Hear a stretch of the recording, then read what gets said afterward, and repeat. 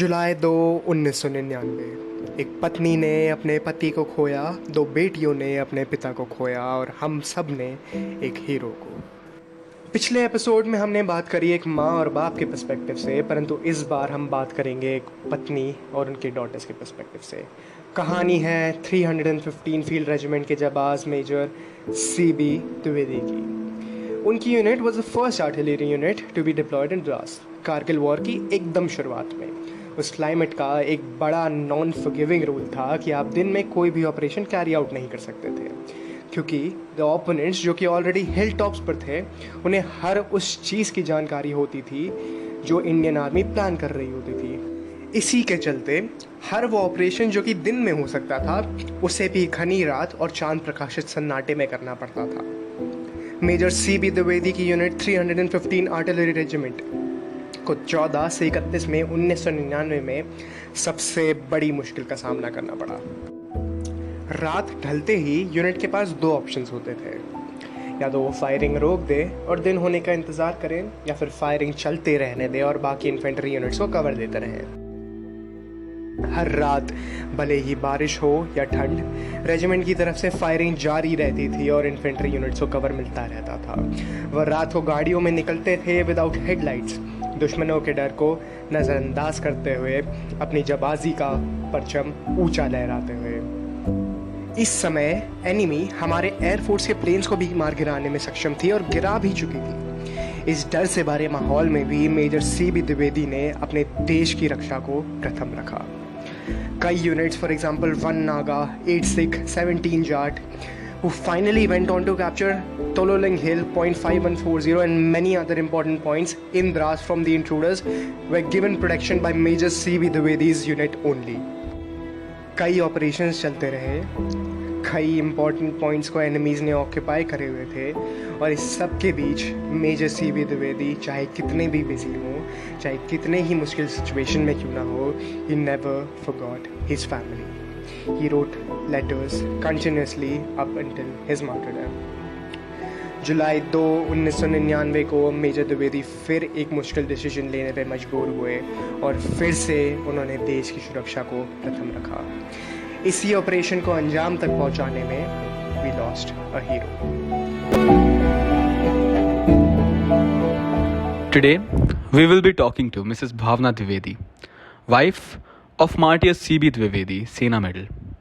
ये ना बस एक वीर नारी हैं, बल्कि दो सक्सेसफुल बेटियों की माँ भी हैं। हम उनसे पहला सवाल आज आप सबके सामने पूछना चाहेंगे। हम सब तो उनको मेजर सीबी द्विवेदी के नाम से जाएंगे, बट 1 मिनट के लिए मेजर हटाइए, तो आप उनको एक इंसान की तरह किस तरह से बताएंगे उनके बारे में? मेजर अगर हटा दो तो वो ऐसे थे, फैमिली में हर लोगों के लिए इतना हेल्प करना, इतना उनका शुरू से ये जुनून होता था। गांव में जाते थे वो, तो घर घर में, जैसे गांव में एक अपना रुतबा नहीं दिखाते थे कि मैं पैंट शर्ट और ये पहन के जाऊंगा तभी मैं उनको वो करूंगा। जैसे गांव में रहते हैं लोग, वैसे वो जाया करते थे। कभी लुंगी में ही चले गए, कभी कैसे भी, मतलब एकदम, और ऐसे मिलना जुलना करते थे, लगता ही नहीं था कि वो एक ऑफिसर हैं। तो इस तरह का उनका था रहन सहन, तो यही है। वो मतलब घर में भी वहाँ मेजर क्या रुतबा नहीं दिखाते थे, दिखाते थे कि हम आपके जैसे ही। बिल्कुल।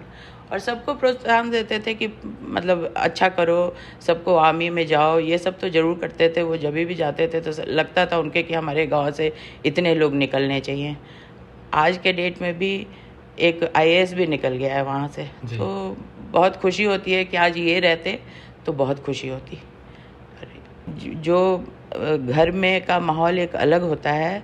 हालांकि वो ऐसा नहीं है कि आर्मी में रह के वो एकदम मतलब अपने जो उनके जवान हैं, JCO हैं, या जितने भी ऑफिसर हैं, सबके साथ वो वहाँ भी अच्छे से ही बिहेव करते थे। कभी किसी को लगा नहीं कि साहब ऐसे मेरे साथ करते हैं। पर घर में तो आके एक अलग माहौल हो जाता है कि घर में तो बच्चों के साथ इनका बहुत ज़्यादा लगाव था। हमारे से भी था, पर बच्चों के साथ तो बहुत ही ज़्यादा, मतलब बड़ी वाली बेटी हमारी नेहा द्विवेदी है, उसके साथ तो मतलब इतना ज़्यादा था कि वो कभी सोचती नहीं थी कि डैडी के बिना मैं कुछ आगे कर सकती हूँ। वो डिबेट विबेट बहुत स्कूल में डिबेट होता है और ये होता है, तो उसमें बोलती थी वो, ये पूरा लिख के दिया करते थे उसको, सब कुछ करके दिया करते थे और वो हमेशा फर्स्ट आती थी। तो जब ये गए तो उसको यही फील हुआ कि वो कहती थी कि मैं अब कुछ नहीं कर सकती, क्योंकि अब मैं पढ़ाई कैसे करूँगी, अब डैडी के बिना मतलब मैं कुछ बोलूँगी कैसे। तो उसके मन में ये सब चीज़ बहुत चलता था कि क्या करेंगे अब, हमारा ज़िंदगी मतलब कैसे आगे। बहुत छोटी थी दोनों, बड़ी वाली 12 साल की थी नेहा, और छोटी दीक्षा है वो 8 साल की थी। तो बच्चे तो बहुत ही उस समय आज जो 12 साल के बच्चे बहुत समझदार होते हैं, उस समय 20-22 साल पहले की बात है। तो 12 साल में इतनी समझदारी तो होती नहीं है, लेकिन बहुत मैच्योरिटी के साथ समझदार थी वो। बहुत ज़्यादा, छोटी थोड़ी नॉटी थी, पर बड़ी जो थी वो बहुत समझदार थी। तो उस तरह से उसका, बट फिर भी वो आज डॉक्टर बन गई, और बन गई। आपकी छोटी बेटी भी इकोनॉमिक्स SRCC से पढ़ी। हाँ काफ़ी अच्छा दोनों ने हाँ करा। बिल्कुल। आपको जब आपने उनको बताया कि उनको लगा कि वो कुछ नहीं कर पाएंगे उनके बिना, पर जब आपको उनको बताना पड़ा इस तरह से, तो घर में किस तरह से आपने उनको एक्सप्लेन करा, किस तरह से आपने उनको वो न्यूज़ ब्रेक करी? एक्चुअली वो बड़ी लंबी कहानी है कि हम तो वॉर के टाइम में वहाँ पहुँचे थे, श्रीनगर में ये पोस्टेड थे। तो हम वहाँ पहुँचे और आज पहुँचे और कल इनको मूव करना था मॉर्निंग में। तो हम लोग तो श्रीनगर में ही थे तब मूव किया, हम लोग देखे कि ये जा रहे हैं। जब 13 मई को हम लोग पहुँचे थे वहाँ 99 में, और इवनिंग में पहुँचे। और कभी इनकी आदत वैसे नहीं थी कि ये लोग आ रहे हैं तो खुशी खुशी अपना आके सब कुछ बताए। उस दिन भी खुशी थे, पर हम लोग जब तक रास्ते तक पहुँचे नहीं थे तब तक कुछ नहीं बताए। पर वहाँ जब ट्रांजिट कैंप में हम लोग पहुँचे हैं, जब वो यूनिट लेके जा रहे थे, तो वहाँ पे बोले कि अभी बस स्ट्रांग बन जाओ तुम लोग, अब हम लोग लड़ने के लिए जा रहे हैं, लड़ाई के लिए जा रहे हैं, कल मूव करना है मुझे। तो मैं उनको बोली कि तो जब कल मूव करना है तो मैं आज यहीं से लौट जाती हूँ, फिर क्यों अभी एक रात के लिए जाना है। तो नहीं अभी आई हो तो हमारे नए CEO आए हैं, उनसे भी मिल लो, उनकी वाइफ भी आई हुई हैं, तो सब मिलना जुलना किए। और तो हम चले गए, रात भर रहे। और ये तो अपने काम में ही लगे हुए थे क्योंकि हमें ड्रॉप कर दिए, फिर खुद अपना यूनिट चले गए, सब अपना पैकिंग शैकिंग, ये लोडिंग वोडिंग जो होता है इन लोगों का अपना, वो सब करते हुए ये फिर आए। फिर हम लोग डिनर विनर किए और फिर मॉर्निंग 4 o'clock ये लोग मूव कर गए। तो बस यही थी। फिर मैं वहीं रुक गई 3-4 दिन बाद हम लोग लौटे वहाँ से। तो हमारा गांव जाने का प्रोग्राम था, पहले से हमारा फिक्स था कि श्रीनगर इतना दिन रहेंगे, बिहार में एक शादी थी तो उसमें हमें जाना था। लेकिन वहाँ ना जाके मैं इनको नहीं बताई कि मैं वापस बिहार नहीं जा रही हूँ, पर मैं वापस वहाँ से टिकट कैंसिल करा के और दिल्ली का मेरठ हम लोग रहते थे उस समय, तो मेरठ का करा ली और फिर हम वापस मेरठ आ गए। पर बाद में इनको पता चला कि अच्छा ये लोग मेरठ में ही हैं, अभी गाँव नहीं गई है। तो इस तरह का था। तो हमें तो मतलब उस समय ये पता, उसके बाद हमारा फ़ोन कांटेक्ट सब ख़त्म हो गया था, कांटेक्ट कर ही नहीं पाते थे। सीधा इनसे हमारी बात 21 जून को हुई है फर्स्ट टाइम। और उसके बीच में जब हम मेरठ में थे तब 21 जून को हम लोग गाँव चले गए थे, लेकिन पहले हम मेरठ में आए थे। तो कुछ दिनों बाद ना लोग आते थे मिलने के लिए, और कैसे चली आई क्या चली आई, तो सबको बताना होता था कि ये चले गए लड़ाई में। तो सब समझा के जाते थे। मैं बोलती थी बस और कुछ नहीं, बस मुझे लगता है कि पहले हर दिन यहाँ से हम लोग फ़ोन करते थे, हर दिन ही हमारी बात होती थी। पर उस समय फ़ोन का कुछ था नहीं तो बात ही नहीं होती थी। मैं पूजा करने जाती थी तो आँख से आंसू अपने आप, मैं रोना नहीं चाहती थी कि रोना किस लिए, अच्छे काम के लिए गए हैं, चलो अच्छा करके आएंगे, पर अपने आप आंसू निकलते रहता था।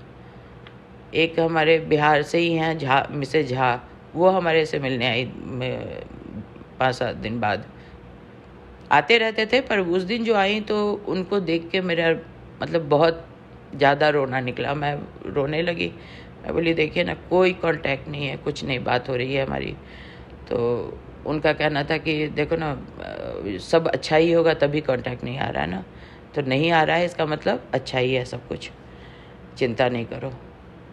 उसके बाद फिर हम लोग बिहार आ गए। बिहार में 21 जून को हमारी बात हुई, 22 जून को हमारी बात हुई। बहुत थोड़ा थोड़ा मेरे हस्बैंड का था ना कि जब वो यूनिट में होते थे ना, और ऐसे रूरल एरिया में कि जहाँ कोई कांटेक्ट नहीं हो सकता है किसी से, तो खुद तो बात कराएंगे हमारे इस फ्रेंड से बात कर लो, उससे, वो सब अकेले रहते हैं ना, सबको मन करता है फैमिली से बात करने का, ऐसे बोलते थे। तो खुद कम और लोगों को दे देते थे, तो उधर से हेलो मैम उधर अपना होते रहता था। तो वही हुआ, ज़्यादा तो उतना ही बात हुआ। फिर हम लोग सिलीगुड़ी गए थे उसी छुट्टियों में। सिलीगुड़ी गए तो मतलब फिर ये 22 के बाद कभी इनसे बात नहीं हुई, और 30 जून को हमारी बात हुई। उस दिन इनका ना थोड़ा आवाज़ भरा हुआ सा था। मुझे ना थोड़ी देर के लिए इनका आवाज़ पहचाना ही नहीं गया। मेरी दीदी फ़ोन उठाई और बात की, तो मैं बोली कि मेरे को ना एकदम आवाज़ नहीं इनका पहचाना जा रहा है, मतलब कुछ प्रॉब्लम होगा ज़रूर। तो बोलते हैं कि दीदी को दो, तो दीदी को मैं दी फ़ोन। दीदी बोलती हैं कि दीदी से बात हुई तो बोलते हैं कि वो ना चिंता कर रही है, टीवी में जो भी आता है ना सब आधा सच आधा झूठ दिखाता है, तो दीदी उसको बोल दीजिए, टेंशन नहीं लेगी, हम लोग सब ठीक है। फिर बड़ी बेटी से भी बात की है। फिर छोटी को जब तक बुलाया तब तक फ़ोन कट गया। उसके बाद हमारी बात नहीं हुई। क्या आखिरी बार थी उनसे बात होना? आखिरी बात थी हमारी। और मेरे को बस ये बोले कि चलो अब मैं, फिर उसके बाद मेरठ वापस जा रही थी। 2 जुलाई को ही मेरठ जा रही थी, और 2 जुलाई को ही की घटना है जी। तो मैं मेरठ जा रही थी, तो बोले कि चलो अब ना मेरठ पहुँचो तो बात करेंगे। और छोटी बेटी से तो बात ही नहीं हुई, कट गया फ़ोन। फिर बहुत मैं वहाँ पे तब पीसीओ में जाके करना पड़ता था। पीसीओ में जाके इतनी बार कॉल की कि एक बार तो और बात हो जाए, बेटी से करा दो बात, लेकिन बात हुई नहीं। तो दीदी से मैं पूछी कि तो कैसा तुमको आवाज़ लगा, तो नहीं मुझे तो ठीक ही लग रहा था। अब वो भी हमको शायद हो सकता है बताना नहीं चाहती हो या जो भी है, लेकिन वो अपना ऐसे ही बोली कि नहीं ठीक था ऐसे। उसके बाद हम लोग वही 2 जुलाई को वहाँ से वापस दिल्ली आते, और दिल्ली से फिर मेरठ जाते। जी। तो दिल्ली में मेरे ब्रदर पोस्टेड थे उस समय। ब्रदर भी आर्मी में हैं थे, अब वो एनजीसी ज्वाइन कर लिए थे। तो उनके पास वो किस में मतलब यहाँ पे जो पोस्टिंग थी, तो सबसे पहले सिक्योरिटी में थे यहाँ पे। तो सबसे पहले उन लोग के पास खबर आती थी कुछ भी होता था। तो इधर हम ट्रेन में बैठे हुए थे, और हम 3 तो मतलब हम लोग ही थे, एक हमारे साथ और कोई था, तो उनका टिकट नहीं था।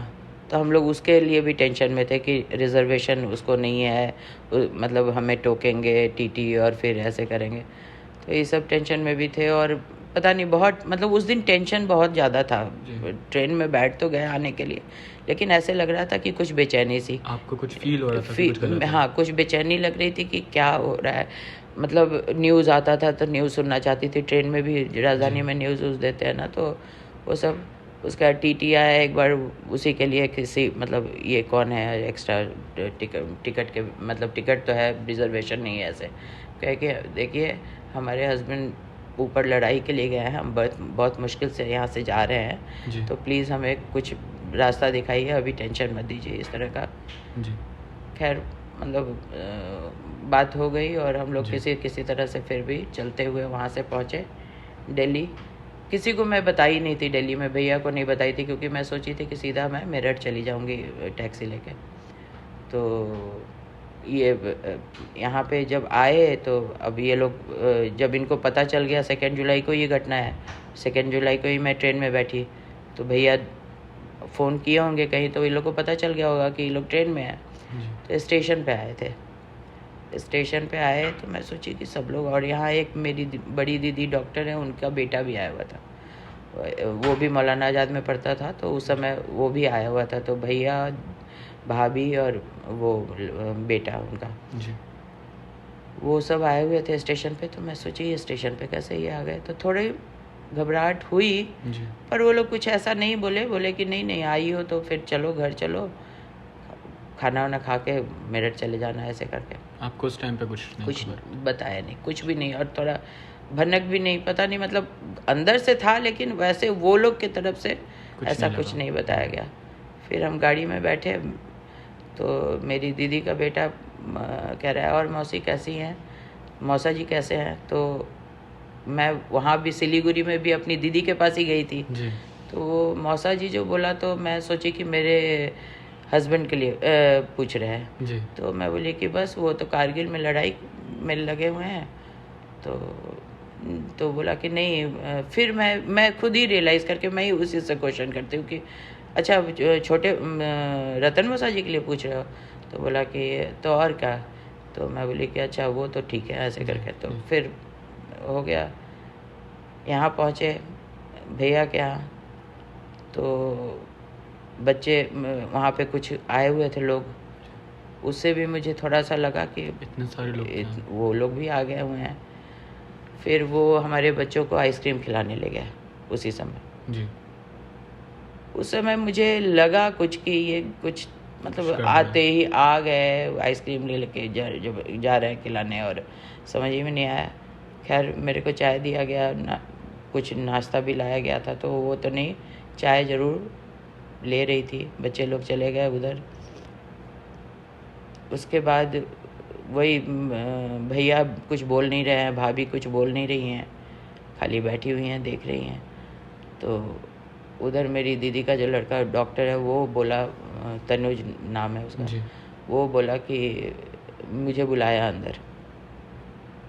मैं अंदर गई रूम में, मुझे हक किया, और ये न्यूज़ उसके थ्रू मुझे मिला। फिर भैया लोग भी पहुँचे, फिर सब। तो जैसे बताया तो मतलब जैसे लगता है ना, पैर के तले ज़मीन खिसक जाना, कैसे मतलब दुनिया कैसे उजड़ गई हमारी, मतलब देखते देखते। ये समझ ही में नहीं आया, बच्चे तो वहाँ पे थे नहीं। फिर थोड़ी देर में बच्चे भी आए, फिर उनको भी धीरे धीरे वो लोग बताए। फिर उसके बाद मेरे पास वो आए। बड़ी बेटी नेहा जो है वो फिर तुरंत ही मतलब पहले तो रोई हुई खूब पकड़ के, और उसके बाद बोलती है कि नहीं मम्मी मैं तुमको संभालूंगी, तुम चिंता नहीं करो, डैडी तो अच्छे काम के लिए गए हैं ना, तो मैं तुमको संभाल। और छोटी को तो इतना पता नहीं था, बस थोड़ा इधर उधर कर रही थी, सबका शक्ल देख रही थी, रो रही थी, शक्ल देख रही थी कि क्या हुआ नहीं हुआ। पर यही मतलब तो हम लोग को तुरंत ही पता चल गया कि क्या है। और हम लोग का बस 1 महीना ही हमारी बात नहीं हुई, नहीं तो जब तक श्रीनगर में ये रहते थे ना, हम लोग की रोज़ ही बात होती थी, चाहे पीसीओ से जाके बात करना हो, लेकिन रोज़ बात होती थी। कभी ऐसा नहीं होता था मैं कर ली, ज़्यादा मैं ही करती थी। हम लोग का वो कॉन्टैक्ट लगाना होता था उधर से, मतलब आर्मी वाला पीसीओ लेना होता था, फिर वहाँ से इनको बुलाना होता था और ऐसे। लेकिन बात तो रोज़ होती थी। बस यही 1 महीना के गैप में सिर्फ 2 बार बात हुई और सब कुछ ख़त्म हो गया। और फिर जब आपको अपनी बड़ी बेटियों को, छोटी बेटी को बाद में, उनको प्रॉब्लम्स तो हुई होंगी अपने, लाइक हर दिन प्रॉब्लम तो अब उसके बाद यहाँ जब यहीं से हमारी मतलब बॉडी यहीं आई थी ना उनकी, श्रीनगर से, तो हम 3 तारीख को फिर इनको लेके, उस टाइम फ्लड का टाइम था ना, तो 3 जुलाई को हम पहुँचे थे। 4 जुलाई को हम लोग यहाँ से फिर बॉडी आई, और फिर हम वहाँ से चले गए बिहार में हुआ था। तो वही वहाँ पे भी न्यूज़ वाले आ रहे हैं, ये कर रहे हैं। तो नेहा मुझे किसी से बात नहीं करने देती थी, कहती थी मैं करूँगी, और वही जवाब देती थी जो भी। इतनी समझदार, जैसे मतलब अचानक से लगा कि इतनी बड़ी हो गई, समझ ही में नहीं आया। जो भी कुछ पूछता था तो वो अच्छे से रोते रोते ही, लेकिन जवाब अच्छे से देती थी, और बस मुझे पकड़ी रहती थी, कहती थी मेरी मम्मी से कुछ मत पूछना, मम्मी से कुछ नहीं पूछना। तो बाद में फिर हम लोग वहाँ का काम धाम सब ख़त्म हुआ बिहार का, और फिर हम दिल्ली मतलब मेरठ वापस जाना था क्योंकि सामान वामान तो वही था। जब मेरठ गए तो इन लोग का स्कूल भी शुरू हुआ बच्चों का। दिल्ली शिफ्ट होने का हम लोग सोच ही लिए थे क्योंकि जब वहीं से बात हुई थी, वहीं से घर से ही हम लोग कहते कि नहीं अब दिल्ली में ही, मतलब लोगों का तो बहुत कुछ था कि यहाँ रहो वहाँ रहो, लेकिन मैं बोली थी कि नहीं, जब तक बच्चों की पढ़ाई नहीं ख़त्म होती तब तक मैं दिल्ली में रहूँगी। दिल्ली में कुछ व्यवस्था किया जाए मेरा कि मैं वहाँ रहूँ। तो खैर उस टाइम मतलब प्रोविज़न भी हो गया कि 3 साल के लिए घर मिल जाएगा यहाँ पे और हो जाएगा एडमिशन। ऐसे ऐसे करके शुरू का तो स्ट्रगल बहुत होता है। बच्चों को हर दिन समझाना, मुझे गाड़ी नहीं आती थी चलाना, मैं कैसे बच्चों को बस में चढ़ाना है, कैसे क्या करना है, बहुत कुछ परेशानियाँ तो झेलते ही हैं सब। आपको अपने परिवार और आर्मी से कोई उस टाइम पे सपोर्ट? बहुत, आर्मी वाले से तो बहुत ही सपोर्ट मिला, परिवार से भी सपोर्ट था, ऐसा नहीं था, मतलब मुझे कोई ये नहीं था। लोग कहते हैं ना कि ससुराल में ये प्रॉब्लम हो जाती है, मैके में ये प्रॉब्लम कुछ भी नहीं हुआ। यूनिट वाले भी पूरा जान दिए हुए थे हम लोग के लिए, शुरू से ही था उन लोगों का कि मतलब ये करना है। तो मतलब कभी कोई परेशानी ऐसी नहीं हुई। परेशानी यही कि इनके बिना जीना था, सबसे बड़ी परेशानी ये था।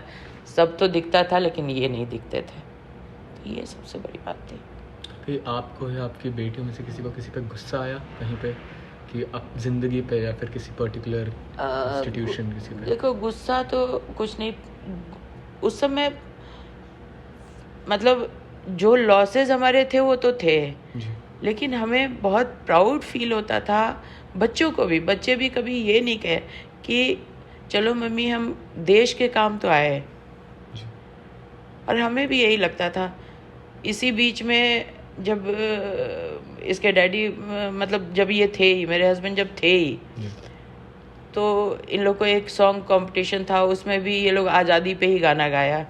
तो मेरी छोटी बेटी वो एक आज़ादी भी है क्या मतलब इस तरह कुछ गाना था उनका, तो उसमें मतलब इतना अच्छा से गा के और इतना मतलब अपने आप को वो फील करती थी कि हम एक फ़ौजी की बेटी हैं और ये है। तो मतलब बहुत मतलब देश के लिए गए हैं, इसके लिए हम लोग बहुत खुश हैं, बहुत अच्छा काम करके गए हैं। हाँ, पीछे जो घर वालों को छोड़ जाता है जो जिस उसके लिए तो तकलीफ़ होती है ना, वो तो है ही।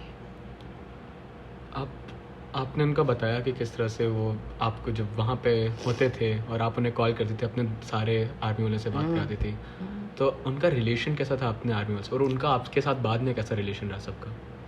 बहुत अच्छा, आज तक वो लोग हमारे यहाँ आते हैं, आज तक हमको बहुत अच्छा लुक आफ्टर करते हैं, जहाँ जो ज़रूरत होता है वो सब करते हैं वो लोग। और एक क्वेश्चन और आप किए थे कि इनके बारे में अभी कि उनके फ्रेंड किस तरह से देखते हैं, और ये किस तरह से देखते हैं, कुछ आप बोले अभी। मैं वो आपको उनके ये इनका और इनके फ्रेंड्स के बीच कैसा रिलेशन था, और क्या वो आपके और उनके बीच रिलेशन था? हाँ, इनके फ्रेंड के बीच में तो मतलब इनके फ्रेंड इनके लिए जान देते थे, इतने आज भी इन्हीं के कारण वो लोग आज हमसे जुड़े हुए हैं देखा जाए तो। और बहुत मतलब इनको लगता ही नहीं था कि वो फ्रेंड है और वो हमारे फैमिली परिवार है। हम लोग पूरे फ्रेंड सर्कल एक परिवार था, कोई हमारा अलग नहीं था। और आज भी वैसे ही वो लोग देखता है।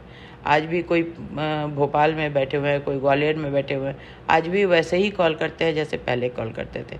जैसे इनसे बात होती थी, ये जाते थे तो रास्ते में श्रीनगर जब जाने में कोई रास्ते में अपने जो क्लोज़ वाले हैं तो वो मिलते हैं, उनके यहाँ रुक रुक के फिर हमेशा याद करते थे, तुमको वो याद कर रहा था, तुमको वो याद कर रहा था। तो बहुत ही अच्छा लगता था, बहुत। और आज भी उन्हीं लोग के सहारे उन लोग से बात कर लेते हैं ना, तो लगता है कि ये शायद आसपास घूम रहे हैं और उनसे हम बात कर रहे हैं, इस तरह का लगता है। तो ये आपको बीच में आपने बताया कि आप उनसे हर दिन कॉल करते थे, तो मैंने पढ़ा कि वो खत भी आप लिखा करते थे, वहाँ से आते थे, तो उनका क्या? इनका था कि हर दिन मुझे लेटर मिलना चाहिए, तो इसलिए तुम हर दिन लेटर लिखो, ताकि हर दिन पोस्ट होगा तो एक दिन करके पहुंचता ही रहेगा ना। और ये भी कोशिश वही करते थे कि हर दिन लेटर लिखे, और मतलब वहाँ तो शायद 3 दिन ही मिलता था लेटर, कुछ फिक्स था श्रीनगर में। तो वैसे लेकिन यहाँ तो हमारे पास जब ये भेजते थे तो वैसे ही मिलता था। तो श्रीनगर में एक्चुअली हर दिन नहीं मिल पाता था, इसलिए कि उसका जो टाइम फिक्स था ना, जी तो वहीं से उसी दिन फिर वो लेटर आता भी था और लेटर जाता भी था। जी तो इसलिए वो सप्ताह में 3 दिन या कुछ का था मिलने का। नहीं तो वैसे तो हम लोग जब सेपरेशन में रहे कभी, वैसे तो ज़्यादा शादी के बाद हम कभी सेपरेशन में रहे ही नहीं, साथ में रहो। साथ ही में रहे, चाहे वो सेमी फील्ड होता था, कभी ऐसा फील्ड नहीं मिला था जो अभी श्रीनगर में पोस्टिंग आए ये 1998 में, वो पोस्टिंग ऐसा नहीं था कभी। हमेशा सेमी फील्ड रहता था, हम लोग बच्चों बच्चों को लेके, एक कमरा का घर है उसी में अच्छा लगता था, वहीं पे एक किचन छोटा बना लेते थे, वहीं पे रहने लगते थे, तो ऐसा रहते थे। तो उस टाइम तो जब हम थोड़े दिन भी अलग होते थे तो हर दिन ही लेटर मिलता था, हर दिन लेटर मिलता था, और हमें भी हर दिन लिखना पड़ता था, जो कि मैं थोड़ी वो थी कि लेटर लिखने उखने में कि नहीं लिखना, पर इनका तो रोज़ आता था इसलिए मुझे भी लिखना ही पड़ता था। बच्चों को लिखते थे, जब इनके पास श्रीनगर में टाइम नहीं होता था तो एक ही लिफाफे में मतलब सबका 2-2 लाइन का ही लेटर, लेकिन सबके नाम से आना है, तो इस तरह का होता था। जब आपने जो आपको सेना मेडल प्रोवाइड करा गया था आपको उनके सम्मान में, तो आपको उस तरफ क्या फील हुआ? आपको गिल्ट, आपको बुरा लगा, आपको प्राइड फील हुआ? क्या सबसे ज़्यादा फीलिंग थी आपके उस टाइम पे? ये एक मेरे मन में रह गया एक्चुअली कि ये सेना मेडल ही डिज़र्व नहीं करते थे जिस तरह का वहाँ। ठीक है, जो सिचुएशन था इनके सामने वो नहीं आया, और जब ये मतलब जिस कैजुअलिटी में ये गए उस समय ये अपने जवानों की तरफ ज़्यादा ध्यान दिए हुए थे, ये मिलिटेंट्स की तरफ ध्यान दिए हुए थे, और इनको खतरा था कि मुझे कुछ हो जाए तो कोई फ़र्क नहीं पड़ता, हमारे जवान नहीं कुछ होने चाहिए जी। तो उसको इंस्ट्रक्शन देते हुए कि हाँ नहीं तुम मतलब अपने को बचाव करके और फायरिंग करते रहो और इस तरह से करते रहो। तो सेना मेडल भी मुझे थोड़ा लगता है कि बहुत हमें लिखने पढ़ने से कुछ मतलब, कोई हमारे एक ऑफिसर हैं वो लिखे थे कि क्यों नहीं इसको कुछ मिल रहा है, और कुछ करके जैसा मुझे पता चला ऐसे करके मिला, इसलिए मुझे थोड़ी तकलीफ इस बात के लिए ज़रूर है कि सेना मेडल से ऊपर डिज़र्व ज़रूर करते थे। तो उसका एक है, एक और स्टोरी है, उस टाइम इनका लेफ्टिनेंट कर्नल का बोर्ड हो गया था जी। तो रिज़ल्ट बस आउट होना था, तब तक ये कैजुअल्टी हो गई। तो बाद में हमें पता चला कि उस समय परस्यू किया जाता तो इनको लेफ्टिनेंट कर्नल का भी मिल सकता था जी। जो मतलब इनको बोला जाता लेफ्टिनेंट कर्नल सीबी द्विवेदी, पर वो भी नहीं हुआ क्योंकि हमें पता ही नहीं था कि उसके लिए हमें कुछ करना है। हमें लगा कि मेजर थे और मेजर के टाइम में ही हुए हैं, पर ये भी सुनने में आया, अब कहाँ तक सच है वो तो अब मैं अब नहीं बता पाऊँगी, लेकिन ये कहीं से बात आई थी, तो ये भी एक तकलीफ़ की बात हो गई कि कम से कम एक प्रमोशन ही वो मिल जाता तो अच्छा लगता। खैर जो भी है, मेजर लेफ्टिनेंट कर्नल से ऐसा कुछ नहीं है, बस मुझे बहुत गर्व है कि मेरे हस्बैंड किसी के काम आए, हम लोग किसी के काम आए, देश के काम, सबके लिए। आपको बाकी लोग जो सुनेंगे जिनके और परिवार, आप तो यहाँ कारगिल कॉलोनी में रहते हैं जहाँ और बहुत परिवारों ने लूज़ किया, तो आपका कोई ऐसा पर्टिकुलर जैसे आपने हेल्प करा आपको ट्रॉमा के थ्रू निकलना, या फिर ऐसा कोई जो आप दूसरों को बताना चाहेंगे जो हेल्प करे किसी और को जो इस तरह से अपने किसी लव्ड वन को लूज़ करा हो? देखो कारगिल वॉर तो सबसे बड़ा वॉर था, उसके बाद ही और वॉर होता गया और कैजुअलिटी होती गई। तो हाँ, ऑपरेशन जो है जैसे मतलब हाँ अमित का ही हुआ और ये सब हुआ, लेकिन कारगिल में जितने शहीद हुए उसके बाद से फिर धीरे धीरे कैजुअलिटी बढ़ने लगी। तो बल्कि मुझे ये लगता है कि मैं लोगों से सीखी हूँ, क्योंकि मैं 2-3-4 साल ट्रॉमा में थी। मुझे नहीं पता, मतलब मैं बच्चों के लिए ज़रूर हिम्मत दिखाई हुई थी कि मुझे सब कुछ करना है, दिल्ली में रह के ना बच्चों को पढ़ाना है, भेजना है, देखना है, करना है। पर ये नहीं मुझे मालूम था,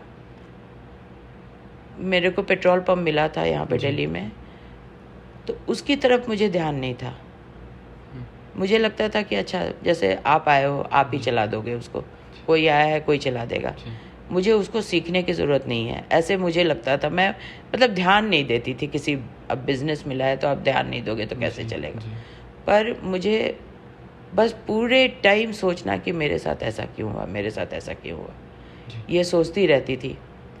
बहुत लोग आके समझाते थे, यहाँ पे हमारे CEO की वाइफ भी हैं मिसेस भाटिया, वो तो खैर मुझे बेटी ही मानती थी अपनी, तो वो भी आज उनके हस्बैंड का भी मतलब कर्नल भाटिया का भी डेथ हो गया लास्ट ईयर।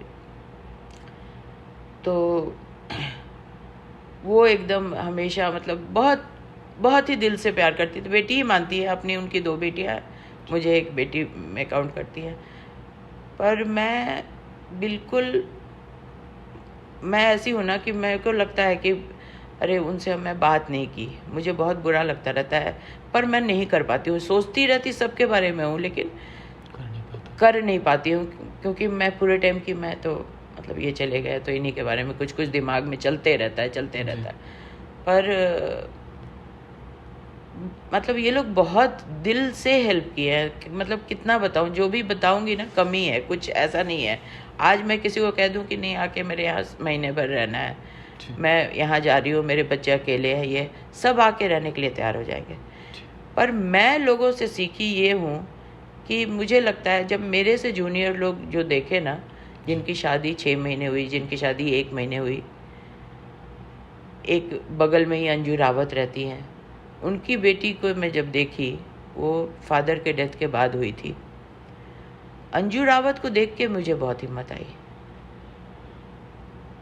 मतलब वो कहती है मुझे देख के आई, पर मैं कहती हूँ कि उसको देख के मुझे आई कि ये तो मैं तो फिर भी 14 साल अपने हस्बैंड के साथ रही जी। वो क्या देखी, उसकी बेटी क्या देखी, वो तो फादर को भी नहीं देखी जी।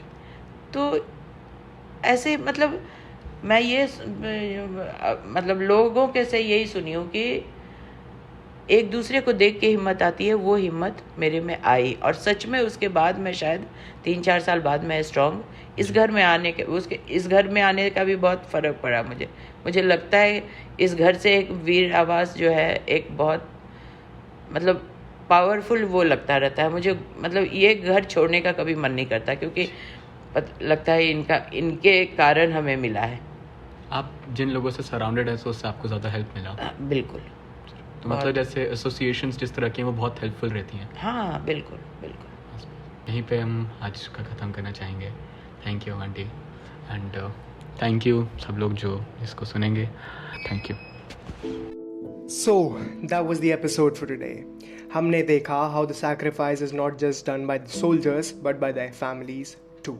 And the benefit reaped by millions of ordinary citizens like you and me. Major Dwivedi की जाबाजी के चलते कई यूनिट्स 24/7 ऑपरेशंस को कैरी आउट कर पाए और मेजर पॉइंट्स को रिकैप्चर कर पाए। बिना उसके एक स्ट्रैटेजिक अपर हैंड लेना भारत के लिए उस वॉर में नामुमकिन होता। मेजर CB द्विवेदी हमारे लिए एक जाबाज, भावना जी और उनकी बेटियों के लिए एक ज़िंदगी का एक हिस्सा, न सिर्फ उनकी फैमिली को मोटिवेट करके गए, परंतु आगे आने वाली न जाने कितनी और पीढ़ियों को मोटिवेट करेंगे। आशा करते हैं कि मेजर CB द्विवेदी ना सिर्फ उनकी फैमिली में परंतु हम सब के लिए इस एपिसोड के माध्यम से अमर रहेंगे। We hope कि आपको ये एपिसोड से कुछ ना कुछ ज़रूर सीखने को मिला होगा, and we also hope that we were able to do justice to Major Dwivedi's story. Make sure you leave a like and subscribe if you're watching this on YouTube, and make sure you follow us if you're listening to this on audio platforms.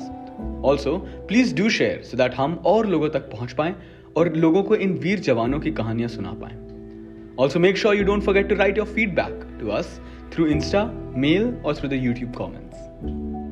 मिलते हैं आपसे जल्द ही एक नई जगह और एक नई कहानी के साथ। Signing off, Ashmit and Chinmay.